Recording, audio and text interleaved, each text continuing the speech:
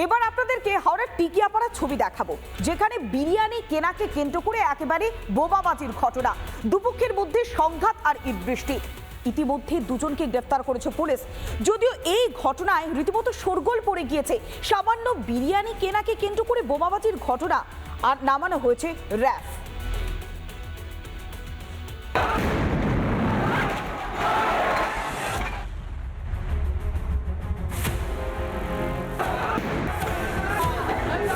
পুলিশের সামনে বোমাবাজি করেছে, পুলিশের উইটনেস আছে।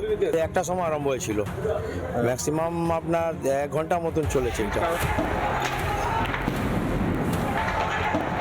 এই বিরিয়ানি কেনাকে কেন্দ্র করে দুই গোষ্ঠীর মধ্যে উত্তপ্ত হয়ে পড়ে টিকিয়াপাড়া এলাকায়, যেখানে চলে ইট বৃষ্টি এবং মুহুর্মুহুর দুই পক্ষের মধ্যে কাচের বোতল, ইট বৃষ্টি এবং বোমা বৃষ্টি।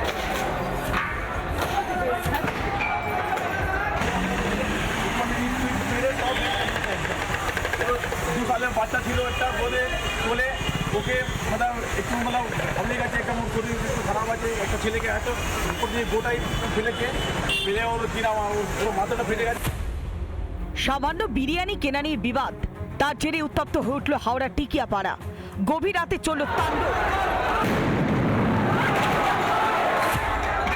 দুপক্ষের হাতাহাতি থেকে বোমাবাজি, এলো পাথারি ইট বৃষ্টি।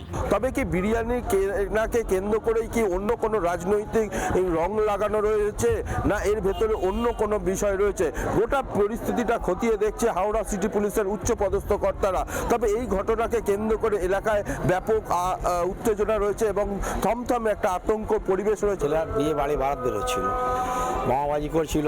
ছেলেরা বলেছে একটু বাজি ফাটাবে একটু অল্প, সেই জন্য ওরা আমাদেরকে ছেলেকে মেরেছে, পাড়ার ছেলেকে।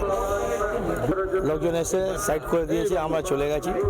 আবার ওরা 40 জন এসে চার্জ করেছে, পাড়ার মধ্যে ঢুকে বোমাবাজি করেছে, ইট ফেলেছে, বোতল মেরেছে। কালকে রাত্রিবেলা একটা সময় আলবেলা বিরিয়ানি দিয়ে দুটো মদ খেয়ে বিরিয়ানি খেয়ে ঝামেলা করছিল। আমাদের দুটো ছেলে গিয়ে ওদের বুঝাচ্ছে যে ভাই তোদের মদ খেয়ে ঝামেলা করনি, দোকানদারি সময় রাত্রিবেলা আছে। আর সামনে পাড়াতে একটু বিয়ে বাড়িতে বরসাদি সব যাচ্ছিলো। ঘরটার পর ও ছেলে কী করেছে, যে বিরিয়ানি খাওয়া মদ খেয়েছে, ওদেরকে নিয়ে পুরো আমাদের পাড়া এখানে ছিল, সব ছেলেকে ধুকে দুমদাম মেরেছে।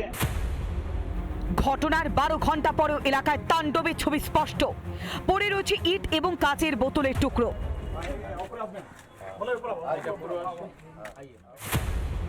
গভীর রাতে তাণ্ডবের ঘটনায় দুজনকে গ্রেফতার করেছে পুলিশ। এলাকায় মোতায়েন করা হয়েছে র্যাফ। এই ঘটনার পিছনে কি লুকিয়ে রয়েছে, গোটা বিষয়টাকে তারা তদন্ত করছে। হাওড়া থেকে প্রসেনজিৎ অধিকারী রিপোর্ট, রিপাবলিক বাংলা। নানা ধরনের কন্টেন্ট দেখার জন্য লাইক করুন, শেয়ার করুন আমাদের ফেসবুক পেজ, সাবস্ক্রাইব করুন আমাদের ইউটিউব চ্যানেল।